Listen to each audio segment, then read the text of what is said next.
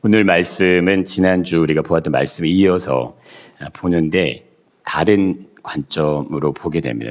약간 다를 수 있습니다. 다른 시각에서.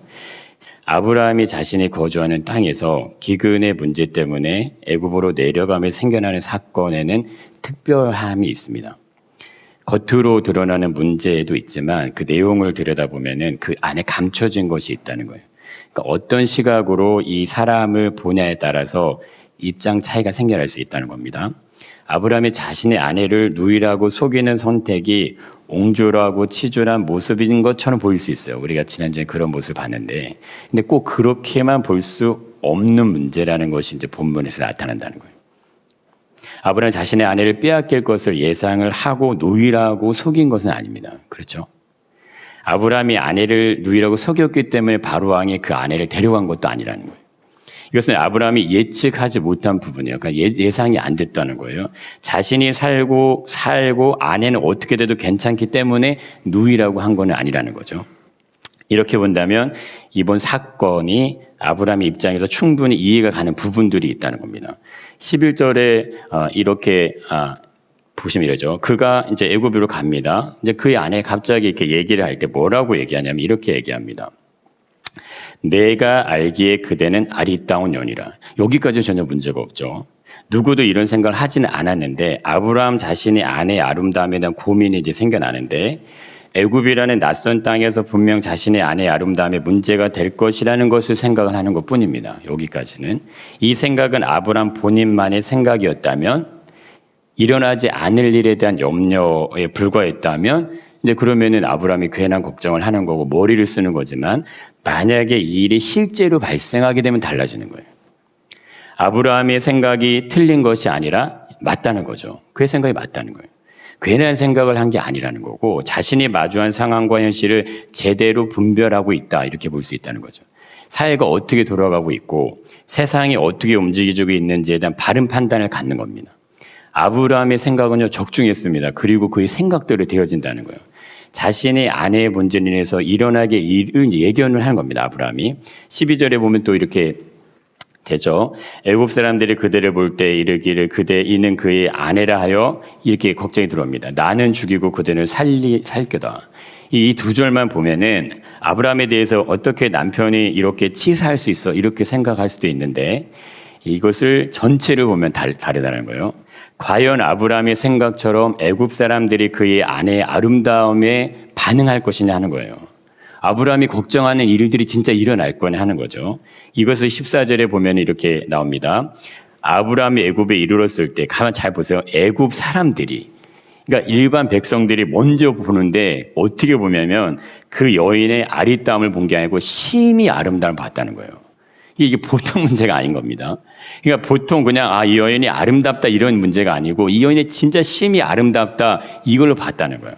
그러니까 아브라함이 예상대로 아내로 인해서 문제가 발생할 수 있는 충분한 상황이 만들어진 겁니다. 자, 이렇게 본다면 아브라함이 애굽에 도착하기 전에 자신의 아내에게 누이라고 말하는 말은 속임수로 볼 수는 없다는 거예요. 앞으로 벌어지게 될 일에 대한 충분한 고민, 그리고 이것을 최선의 대처 방안을 아브라함이 만들어내는 겁니다. 그러니까 아내의 문제가 단순하지 않고 엄청난 파급력을 지니고 있다는 것을 이제 이어진 내용에서 알 수 있는데, 애굽의 백성만 아름다움을 본 게 아니고 이제는 왕궁의 대신들도 봤다는 거예요. 그러니까 이게 소문이요 갑자기 막 퍼져가는 겁니다. 애굽이라는 이 지역이. 그 바로의 고관들도 그를 보고 바로 앞에서 뭐 하냐면 칭찬합니다. 왕이시여, 이렇게 아름다운 여인이 있습니다. 이게 막 칭찬한다는 거예요. 그러니까 이 정도 되면 사라는 진짜 애굽의 혜성처럼 등장한 빅스타예요. 빅스타. 최고의 스타가 되는 거죠. 모두가 그녀의 아름다움에 대한 이야기를 막 전하기 시작합니다. 이것이 왕궁까지 전달이 되고 이 이야기가 왕에게 들려집니다. 바로의 고관들도 그를 보고 바로 앞에 칭찬을 하게 되는데 왕이 그 여인을 자신의 왕궁으로 불러들이죠. 그러니까 백성도 고위 관리들도 그리고 왕까지 모두 그녀의 아름다움에 빠진다는 거예요. 이건 한 여인의 아름다움의 문제가 아닙니다. 그러니까 애굽으로 내려가기 전 아브라함의 걱정이 괜한 걱정이 아니라는 부분을 확인이 되는 거고, 자신의 아내의 아름다움에 대한 깊은 고민이 왜 생길 수밖에 없는지를 보여준다는 거예요. 아브라함은 성경 지명을 가진 겁니다. 내가 앞으로 어떤 일들이 일어날 것인지를 미리 봤다는 거예요. 그 길이 미리 준비하는 겁니다. 그걸 예비한다는 거예요. 특별히 이방의 땅에서 힘과 권력과 마주하게 될 때 그들과 맞서서 싸울 수 없다는 것도 아브라함이 잘 알고 있습니다. 그러나 이것이 아브라함이 연약함의 문제가 아니라는 거예요. 현실을 제대로 이해하고 있는 부분이라 할 수 있다는 거예요. 내가 할 수 있는 영역이 뭐고 내가 할 수 없는 영역이 뭔지를 그거를 아브라함이 안다는 겁니다. 앞으로 일어나게 될 문제까지 그것을 대처하고 만들어내는데 이렇게 얘기하죠.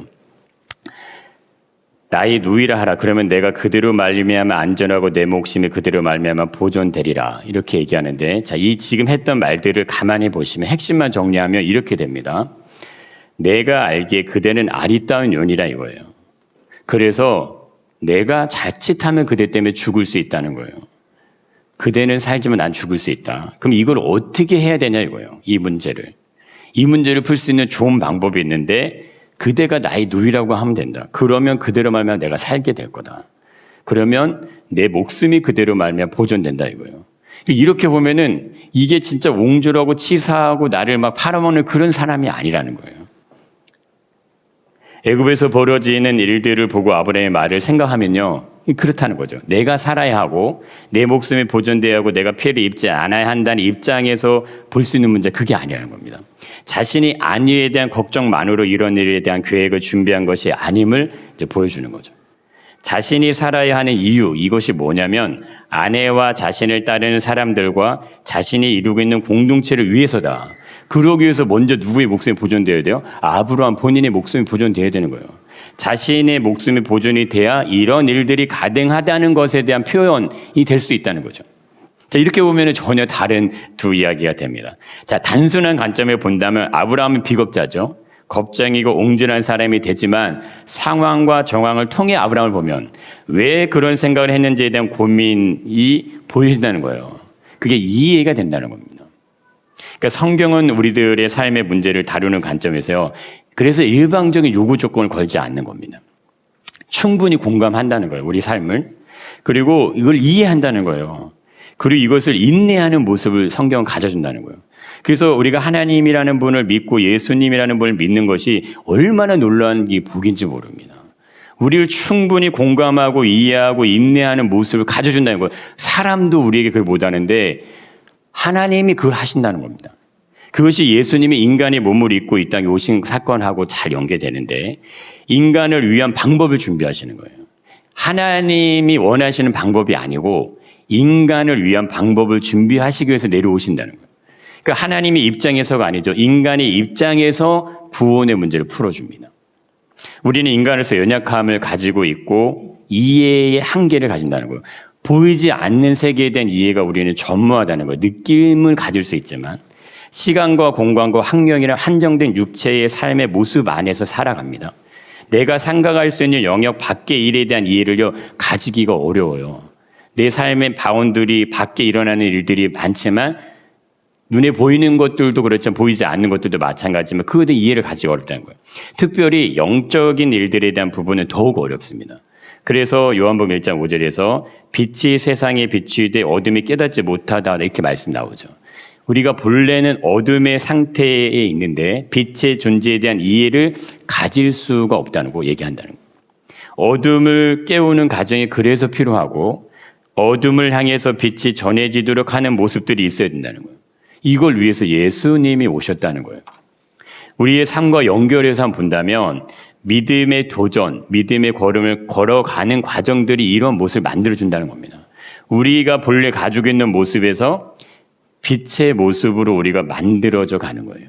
그러니까 예수님, 하나님이 알아가진다는 거예요. 예수님으로 주어진 새로운 생명이 내 안에서 본래 존재하고 있는 육신적인 나의 모습이 있습니다.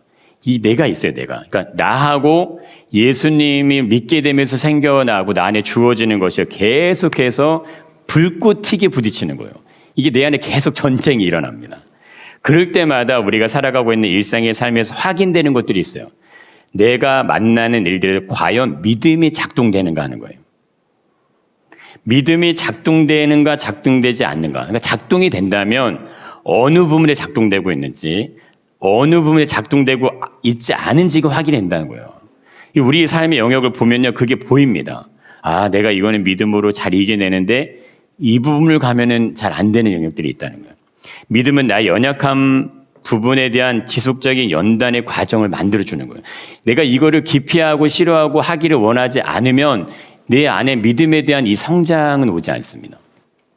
믿음은 절대적으로 한순간에 주어지는 건 아닙니다. 이걸 성경을 1시간 동안 이렇게 들으면 그때 믿음이 확 들어와서 내가 갑자기 확 성장하는 게 아니라는 거예요. 하루 24시간을 계속 밥을 먹으면 갑자기 키가 1cm, 2cm, 3cm 크는 게 아니잖아요. 그거 같다는 거예요. 믿음은 내 안에 차츰차츰 만들어져 가는데 뿌리가 생기고요. 줄기가 자라서 잎이 열리고 열매가 맺어지는 단계처럼 그게 만들어지는 거예요. 그러니까 이런 과정들이 현실에서 우리들의 인격 그리고 말, 행동 이거를 변화시킵니다. 이게 나타나게 된다는 거예요. 예수님을 믿는다는 의미 안에는 지식적인 이해를 얘기하는 게 아니에요. 어떤 신앙적인 경험을 말하는 것도 아닙니다. 예수님을 닮아 있는 걸 얘기하는 거예요. 인격적인 삶의 모습이 예수님을 믿었기 때문에 그것이 내 안에서 열매로 나타나는 거예요. 예수 믿은 증거들이 나타난다는 거예요. 그게 나타나는 겁니다. 당신을 보니 선한 사람임을 알 수 있는 이 느낌이 있고 당신은 믿을 만한 사람의 이런 얘기가 들리고 당신의 말에 신뢰가 갑니다. 이런 어떤 평가가 있다는 거예요. 이게 무엇을 말하냐면 내가 나를 평가하는 건 아니라는 거예요. 상대가, 사회가, 직장이, 우리 이웃이 나를 만나는 사람들이 나를 평가해 주는 거예요. 당신 안에 무엇인가 있는 것 같습니다. 근데 그들은 그걸 모르지만 아, 그것이 믿음이군요. 이걸 얘기한다는 거예요. 이러한 모습들이 일시적으로 만들어지는 것이 아니기 때문에 믿음은 내가 살아가고 있는 삶의 과정과 사건들 속에서 우리가 지난주에 봤던 것처럼 실패와 실수가 반복적으로 일어나면서 만들어지는 거예요. 그게 열매로 만들어집니다. 그러니까 완벽하기 때문에 예수님을 믿는 거 아닙니다. 완벽해지기 위해서 예수님을 믿는 것도 아니라는 거예요. 우리가 본래 어둠의 모습에 있기에 빛 되시는 생명으로 오신 예수님이 내 안에 들어오셔서 내 삶을 바꾸는 겁니다. 그러니까 내가 바뀌어가는 걸 통해서 아, 내 안에 믿음이 자라가고 있구나 이걸 확인할 수 있다는 거예요. 그래서 나의 연약함으로 인해 무너지면 안 됩니다. 야, 내가 이것밖에 안 됐어. 내가 이런 삶, 내가 이런가 막 어려움을 절대 포기하면 안 돼. 그게 믿음의 싸움이에요. 절대 포기하면 안 돼. 왜? 그 싸움은 내가 싸우는 게 아니에요. 연약하지 않은 사람은 아무도 없고 죄인이 아닌 사람은 아무도 없습니다. 예수님도 죄인을 부르러 오셨다고 말씀하시는 것처럼 이러한 모델을 보여주는 사람이 아브라함이라는 거예요. 우리와 동일한 믿음의 가정을 밟아갑니다. 그러면서 실수해요. 그러면 실패하고 그러면서 절망하는 것들이 그의 인생의 스토리 안에 다 묻어 있습니다. 다 그렇게 살아요. 아브라함은 육신적으로 어떤 모습을 그는 과연 가졌을까 봤을 때 하나님이 그를 처음에 부르신 장면에서 그걸 확인해 볼 수 있는데 너는 너의 고향과 친척과 아버지 집을 떠나 내게 보여줄 땅으로 가라는 말씀이 들렸을 때 보통 사람이라면 어떻게 했겠냐 이거예요. 보통 사람이. 자신이 가본 적이 없는 땅이죠. 아는 사람도 없고 의지할 재성도 전혀 없습니다. 떠나면 끝이에요. 그 다음부터는 자기가. 보통 결단과 판단력이 아니면 절대 못 갑니다. 이거 가능하지 않은 거예요. 무엇을 믿고 가겠는가 하는 거죠. 실물이 없어요. 실제로 보여진 증거들이 없다는 거예요. 그냥 말씀만 있을 뿐이에요. 보여지는 대상이 전혀 없고 무엇인가 신뢰할 만한 어떤 증거가 없이 그냥 가는 겁니다. 모세도 하나님이 이스라엘 백성들을 가라고 할 때 거듭해서 망설입니다. 그때 하나님이 지팡이를 던져라 뱀이 되죠. 내 손을 옷에 넣으라니까 문둥병이 묻어나 다시 빼라니까 낫죠. 지팡이를 잡으라니까 뱀을 잡으라니까 다시 지팡이가 되는 기적을 보여주면서 그를 보낸다는 거예요. 그러나 아브라함은요 오직 말씀만 주어져 있어요. 근데 하나님의 약속만 있는 거예요. 우리로 따지면 성경 요고만 있는 거예요. 이 얘기만. 아브라함은 의지적으로 모험심과 결단력과 판단력이 있는 사람이다. 이게 탁월함을 가졌다고 볼 수 있다는 거예요. 하나님 부르심에 대한 말씀을 듣고 이를 따라갔다는 부분만 봐도 알 수 있다는 거고 그를 왜 믿음의 조상이라고 호칭됐는지 짐작은 되는 부분이라는 겁니다. 자신의 조카 롯이 아브라함을 따라가죠. 이건 그의 리더십의 문제, 리더십도 있다는 거예요. 아브라함은 애굽의 사람들을 전혀 경험을 해보지 못했습니다. 그들의 문화, 언어, 삶의 방식에 대해 정보가 없어요. 약할 수 있죠. 그러나 그것에 어떤 일이 일어날 수 있다는 걸 예상된다는 거예요. 그걸 준비한다는 거예요. 이게 굉장히 탁월함입니다.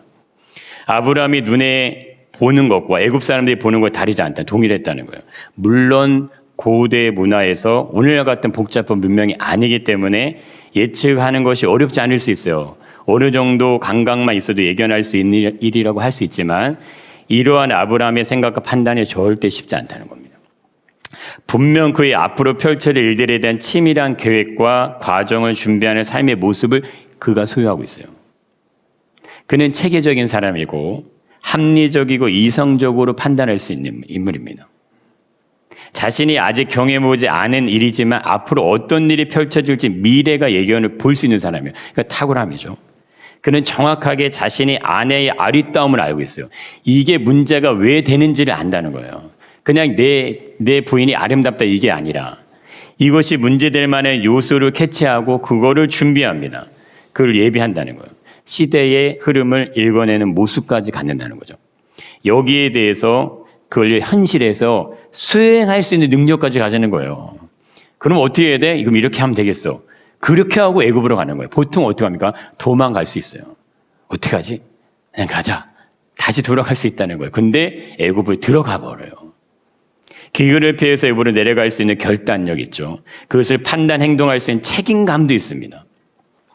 보통 이런 문제 앞에서 염려, 걱정, 두려워하는 것이 일반적인 모습이라고 할 수 있다는 거예요.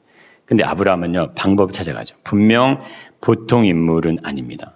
아브라함은 시대적으로 흘러가는 글로벌한 흐름을 이해하는 인물이에요. 오늘날로 보면 진짜 탁월한 인물이에요. 문제는 아브라함이 스스로 해결해낼 수 있는 영역에서 발생하지 않습니다. 자신이 해결할 수 없는 문제에서 문제가 생긴다는 거예요. 내 능력이 한계 밖에서 일이 터진다는 거예요. 진짜 문제는요, 아내를 뺏긴 이후에 나타나는 거예요.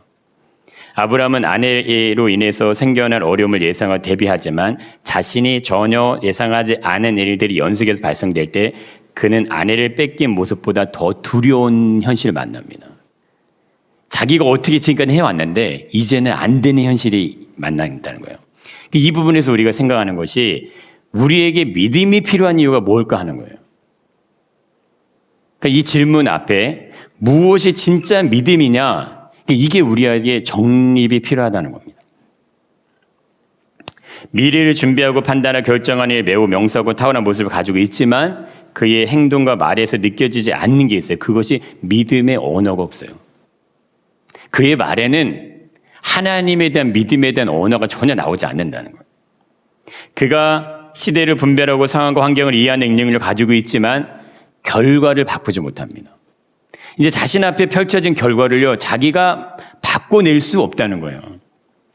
그래 이제 믿음의 길을 가죠. 근데 왜 아브라함의 모습에서는 믿음에 대한 모습이 나타나지 않냐 하는 거예요.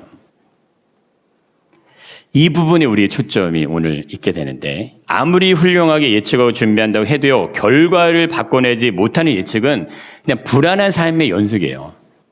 우리가 코로나 팬데믹도 아시지만 다 대비했죠. 근데 결과를 누구도 예상하지 못하는 거예요. 그럼 계속 코로나가 막 이어갑니다. 뭐 2차, 3차, 4차 해도 계속 발생하죠. 자리는 앞에 놓여있는 인생의 문제를 풀어가는데요, 또 다른 문제가 계속 만나는 거예요. 이게 쳇바퀴처럼 돌아갑니다. 그것을 해결하기 위해서 노력하면 또다시 뭔가 생겨나요. 하나를 풀었는데 또 다른 문제가 생긴다는 거예요. 이게 우리가 마주하고 있는 삶의 모습이에요. 그래서 이 부분들 때문에 믿음이 필요한 이유가 존재한다는 거예요. 우리가 마주하는 삶의 현실의 문제들 앞에서 우리는 결과를 바꿀 수 없습니다. 이게 우리가 가지는 한계라는 거예요. 인생의 과정을 내 마음대로 만들어가는 것 같지만 가만 보면 부한 자, 능한 자, 외모가 출중한 자, 지혜와 지식을 가진 자, 어떤 사람도요, 결론적으로 인생의 결과는 바꾸지 못해요. 그 한 가지 애가 죽음으로 다 끝나죠. 그 인생의 결과 못 바꾸는 겁니다. 우리들이 세상을 아무리 잘 살아도요, 육신의 모습을 가지고 있기 때문에 한계가 존재하는 거 우리가 인정하지만 결단력, 판단력이 아무리 뛰어나도 미래의 일을 아무리 예견한다 하더라도 인간이기 때문에 육신의 모습을 가지고 있기 때문에 넘지 못한 한계가 분명히 존재한다는 거예요. 그것이 바로 육신의 몸을 입고 우리가 살아가고 있는 현실이라는 문제예요. 내가 현실의 문제를 다 이겨낼 것 같죠? 절대 그렇지 않다는 겁니다. 인간은 이 문제 앞에서요, 완전할 수 없고 완벽하게 이 문제 해결할 수가 없어요. 삶의 문제가 절대 단순하지 않죠. 쉬운 문제가 아닙니다. 쉽게 풀어낼 수 있는 문제도 아니죠. 그래서 예수님이 인간의 몸을 입고 직접 오시는 거예요. 이게 쉽게 풀리지 않으니까. 우리의 삶에서 생겨나는 일반적인 삶의 문제만 보더라도 보세요. 질병 있죠. 사고 있죠. 환경 있죠. 지금 뭐 계속 비 오고 하잖아요. 여기 경제 문제까지. 이 직접적으로 연결해져요. 우리 삶에. 이 어느 것 하나 완벽하게 정복된 거 없지 않습니까? 이 정복이 안 돼요. 아무리 부동산 정책 내놔도요, 안 먹히잖아요, 그게. 예측, 대비, 준비, 모든 상황보다요, 우리가 예상하는 것보다 더 크게 우리의 삶이 계속 다가온다는 거예요. 아무리 좋은 약이 나오고 치료제가 나와도 또 다른 새로운 질병이 나옵니다. 무슨 병이래? 새로운 병이래. 이름도 듣도 못한 병들이 계속 생겨난다는 거예요. 코로나 팬데믹 초기에 아시겠지만 전 세계가 그냥 울스톱을 해버리죠. 사람과의 어떤 그것도 모두 다 막게. 하늘길, 바닷길을 막히는 게 아니라 사람과 사람 사이 왕 다 스톱합니다. 모르니까 어떻게 될지. 여기에 만약에 죽음의 문제까지 더해지면 어떻게 됩니까? 우리들이 육신의 삶을 살아가는 동안에 만나는 모든 일들은 인간의 능력으로 풀어낼 수 없는 영역에 속해 있다. 이거를 아는 것만 해도 굉장한 지혜예요. 아무리 과학기술이 위대한 발전을 이룬다 해도요, 생로병사, 이거 막아설 수 없습니다. 우리가 공기가 있어야도 물을 마셔야 인간이 생존하는 것처럼 가장 기본적인 게 생로병사예요. 그래서 많은 사람들은 절대적으로 현실의 문제 앞에서 약해집니다. 작아진다는 거예요. 내 몸에 만약 이상이 생기면 어떡할 거예요?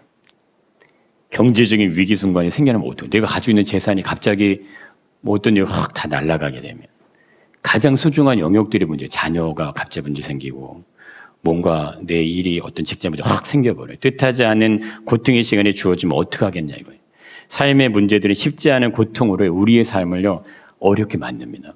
혼돈스럽게 하고 혼란하게 만든다는 거예요. 이러한 인생에 보여지는 결과들을 바꾸기 위해서 필요한 게 그게 믿음이에요. 믿음은 인간이 가지게 되는 한계를 넘어설 수 있는 유일한 방법이 믿음입니다. 그렇다면 믿음에 대한 바른 정립이 필요하겠죠. 믿음은 계속 듣다 보면 자연스럽게 생겨나는 것은 아니라는 거예요. 교회를 다니면 저절로 믿음이 생기나 그렇지는 않습니다.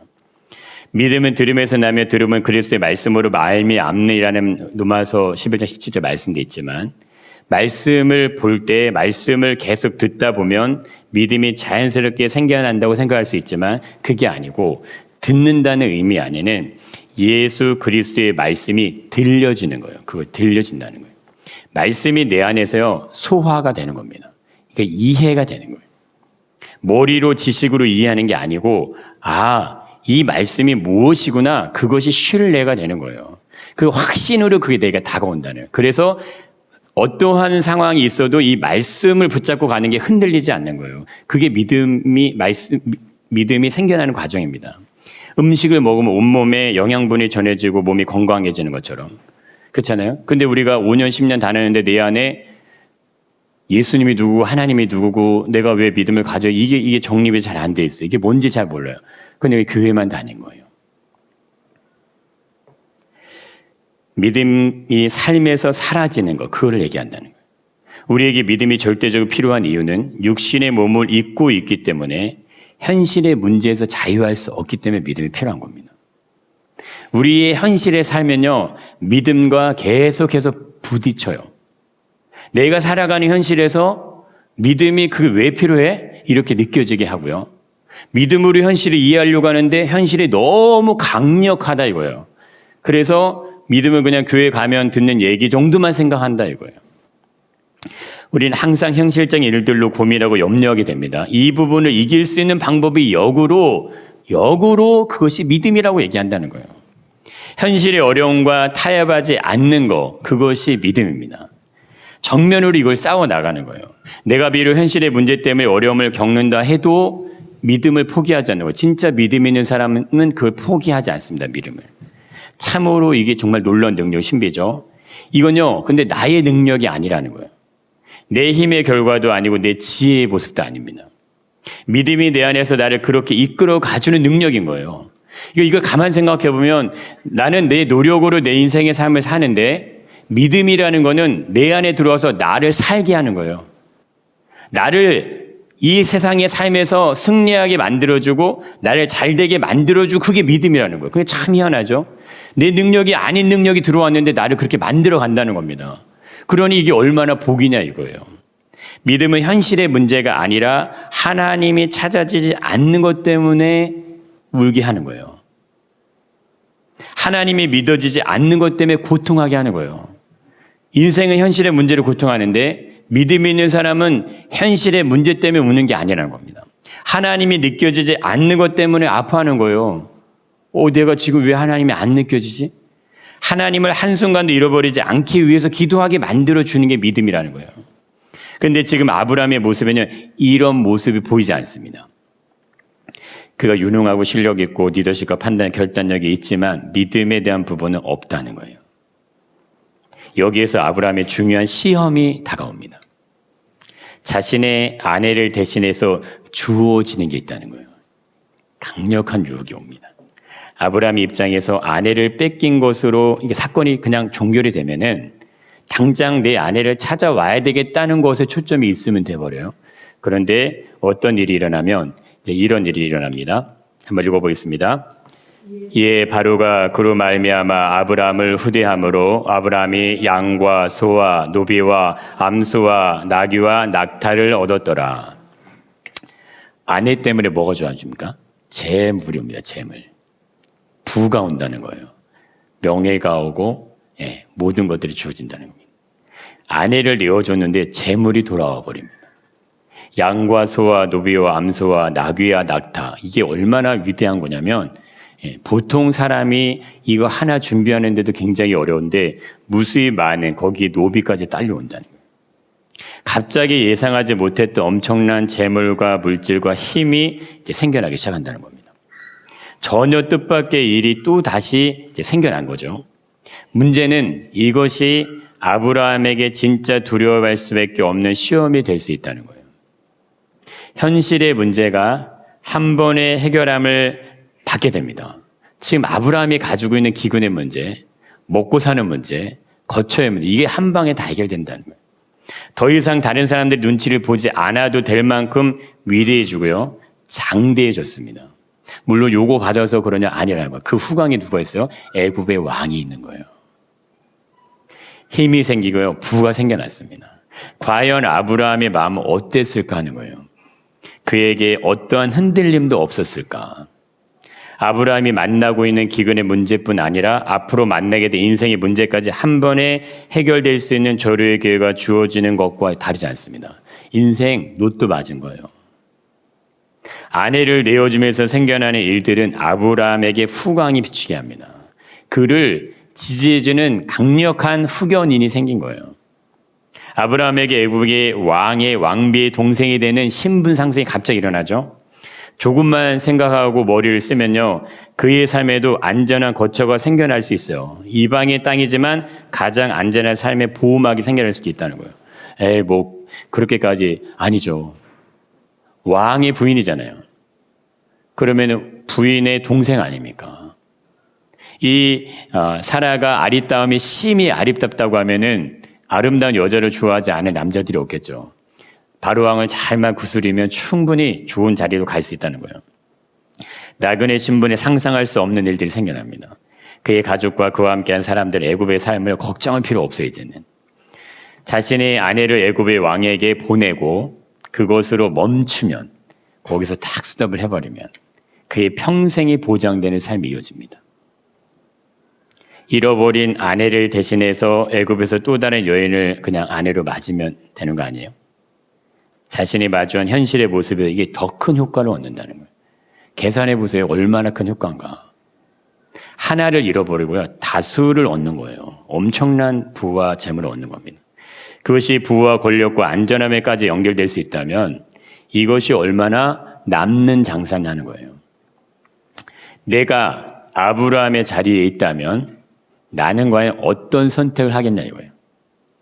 이거 한번 생각해 보시기 바랍니다. 아니다.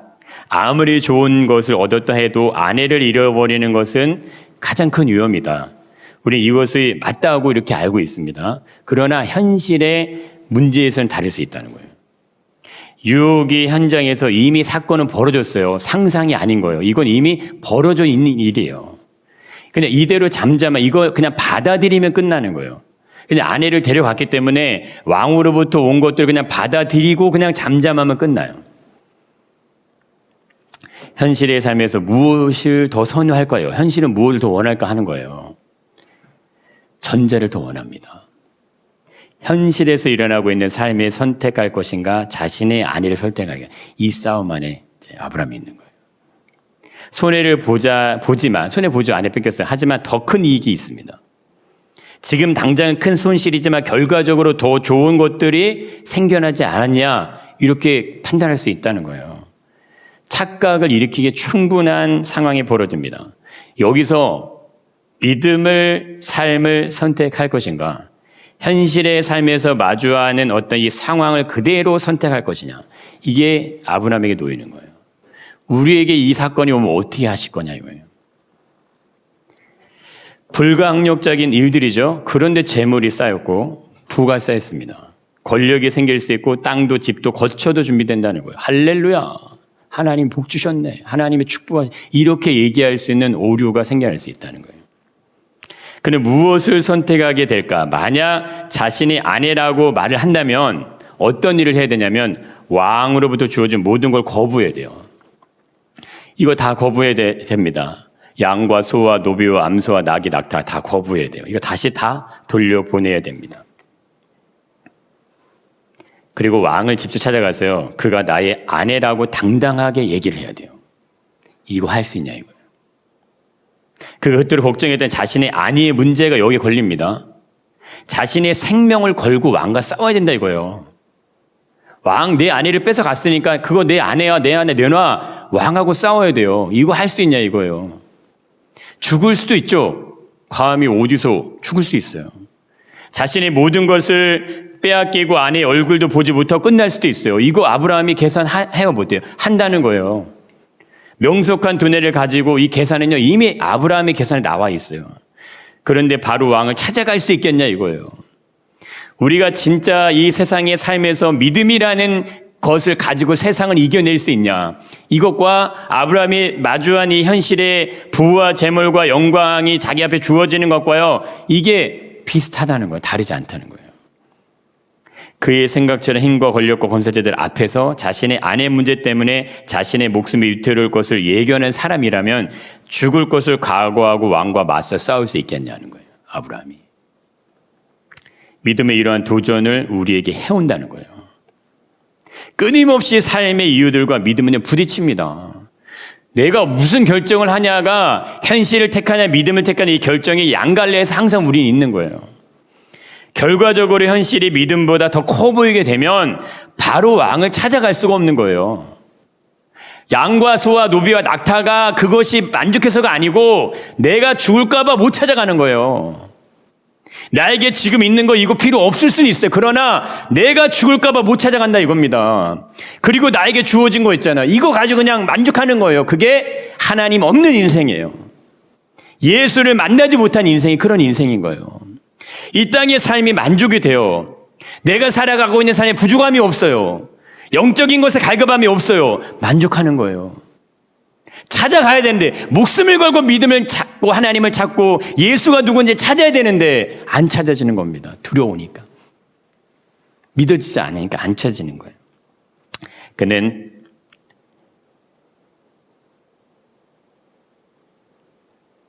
아무것도 스스로 할 수 없는 모습이 있습니다. 이게 중요한 부분. 이 문제에 하나님의 직접적인 개입이 진짜 일어나지 않으면요. 진짜 아브라함은 치졸한 인물이 될 수밖에 없어요. 자신의 정말 아내를 팔아서 부와 명예와 권력을 손에 넣은 사람이 의도하지 않았지만 그렇게 돼요. 이 사건이 그렇게 흘러가 버려요. 근데 아브라함에게 믿음이 있다면 어떻게 될까 하는 거예요. 모든 결과가 다 달라집니다. 그가 자신의 생명을 걸고 아내를 찾아갈 수 있는 용기는요, 믿음이 있을 때 생겨나는 거예요.